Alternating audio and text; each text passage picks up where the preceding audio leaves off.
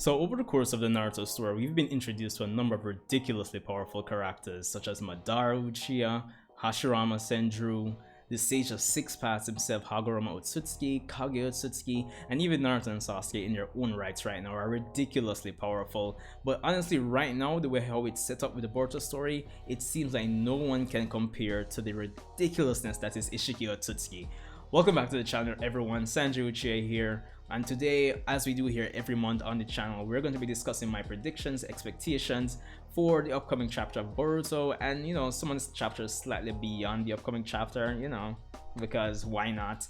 Of course, shout out to the new and returning subscribers. We're on our way to 1,000 subscribers, by the way, so I'd really appreciate the support. Definitely hit that subscribe button for not everything Boruto, but most things Boruto for the most part. And just leave a like, subscribe, leave a comment, let me know what your expectations are for the upcoming chapter of the Boruto manga. But without further ado, let's get right into it. So, Boruto manga chapter 49. As we know, we left off with chapter 48, where we had Isshiki hovering over Konoha, getting ready to start the Isshiki invasion arc, because why not? We gotta name it like that. We gotta make those callbacks to Pain. Don't know it's it. So yeah, we left off right there, and we haven't even had Sai evacuate the villagers yet. We have a number of facts to go over going into this discussion though, because I feel like it's only right and appropriate to go over these facts. So the facts. We know Isshiki has only about 2 to 3 days to live. We know Kawaki is going to be protected by Naruto and Sasuke. Based on the flash forward for the Boruto series on the whole, anime and manga, we know that Kawaki has a karma seal in the future, so more than likely Isshiki does succeed in actually remarking Kawaki with another karma seal. So yeah, that's the funny part about all of this. We already kind of know the result, but we just don't know how it takes place. Even though I feel a lot of persons are speculating that Konoha will be decimated and Kawaki is just simply going to give himself up to protect his newfound home, his newfound family. But as I said, how it's going to happen is going to be the next thing. So in terms of the overarching thing, the overarching idea that I have is that, and it's pretty obvious, this next chapter is going to start to set up things for this little mini arc, as I'm calling the Isshiki invasion arc or something like that. Yeah, it's going to set things up, I feel, for the board of this little mini arc to last the rest of this year more than likely, or at least the earliest I see this conflict with Konoha ending is November more than likely, because the thing is, Naruto and Sasuke are protecting Kawaki. They're like the last I guess the last stand, for lack of a better term. But at the same time, we have weaknesses. Despite Ishiki's overwhelming power, we have some weaknesses that have been established for his character. He has 3 days to live, and more than likely they're going to probably factor in the fact that the more he exerts himself, the faster that deadline goes down. More than likely, I'm just going to assume that, and we know with his eye techniques, he can only shrink stuff that are within his range of sight for that eye. And well, he does have Daikokuten, where he can bring things back from the timeless dimension. But there are some weaknesses, some workarounds there, I would imagine, for other characters that are going to be coming in to actually stall or make Isshiki exert himself more than likely. Because the thing is, Naruto and Sasuke are the last stand, so more than likely we're going to be getting a number of old characters, a lot of fan favorite characters coming in to make their stand against Isshiki. And of course, as a result of this, I think this is going to affect things with the next generation, Boruto's generation of characters, setting things up for them for the next, well, after the time skip, for us to get more invested in them. So that's like I guess a side perk for the most part. So yeah, that's the cool part about it. But at the same time, as I said, there aren't many characters I feel that can really stand up to Isshiki. Based on the previous fight between Isshiki and Naruto and Sasuke, when he was in mainly when he hadn't reincarnated yet, he was making like quick work of them. Granted, his body hit its limit against Naruto and Sasuke, but honestly, it wasn't like, it was so ridiculously one-sided once Isshiki assumed the level 2 karma state. It wasn't even funny. So in his reincarnated body, honestly, anybody else going up against Isshiki, it should be like a quick win. But we know Naruto has always made the room for strategy and tactics, despite one character being much more powerful than the other. So that's the thing. And honestly, if they're going to be going along the lines of Kawaki giving himself up for, you know, protecting, you know, the village and Naruto and Sasuke, this little mini arc, this little invasion has to last at least, you know, 3 chapters, I feel, for us to get more invested in the destruction and the loss that's to come, as well as balancing things out with showcasing these new, well, not new, but the old generation making their stand against Isshiki at the same time, I feel. So a minimum of 3 chapters, I feel this upcoming chapter needs to really set the foundation for, just to kind of shows that, yo, this is going to last a little while, at least until the end of the year, or November at least. So yeah, more than likely that. But as I said, we know Isshiki more than likely is going to succeed, since Kawaki does have a karma seal in the future. So it's we need to see why Kawaki decides to give himself up, if that's going to really and truly be the case.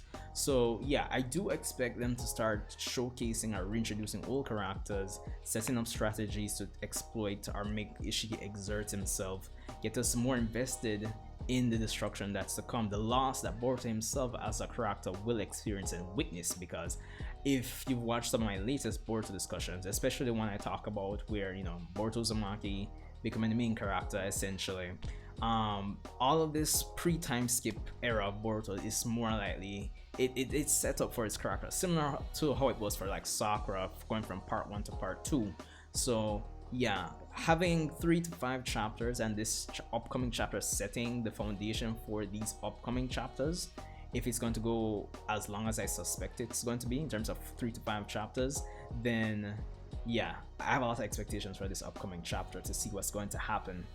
So yeah, that's the overarching thing really and truly. But like immediately for this upcoming chapter, I kind of expect, how should I even put it, I expect them to at least introduce one or probably by the end of the chapter, probably get like a spread of like a lot of the old characters coming in, like Kakashi, Lee, yeah, well, Tenten, just a bunch of the old characters coming through. I expect to see some devastation and destruction, but on the flip side of all of that, it's I mean, the way they describe Isshiki, like it's not too much out of the scope of belief that he would just start causing destruction, given that Amara recommended evacuating the village. But at the same time, based on how Amara describes it, he might just head for the Hokage office like right away, more than likely. Granted, then probably give his terms, his conditions, and then start destroying, maybe, more than likely. But as we know, Naruto and Sasuke are going to be hiding with Kawaki, so it's going to be up to everybody else.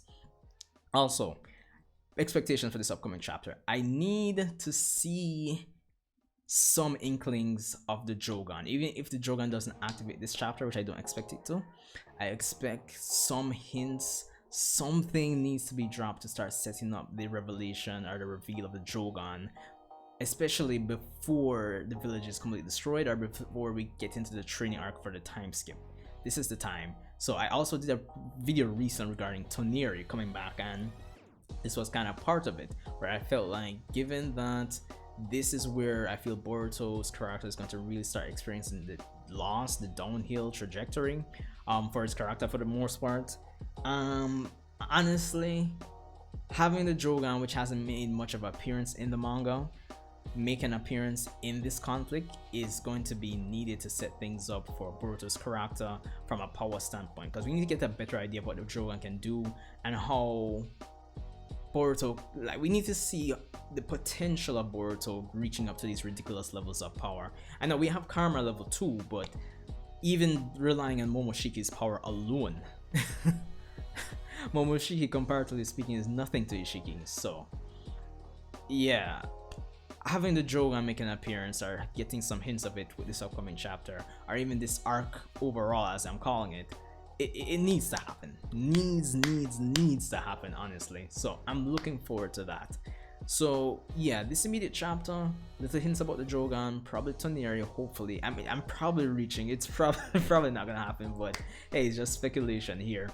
So yeah, there's that. Naruto and Sasuke are gonna be hiding away, so by extent, given that Kawaki loves the village so much, there's going to be like there needs to be like a struggle, get us invested in the destruction and the loss that's to come, as well as, you know, setting things up for the new gen by having the old gen go out there, make an appearance, do their thing, and just, you know, get things done for the most part.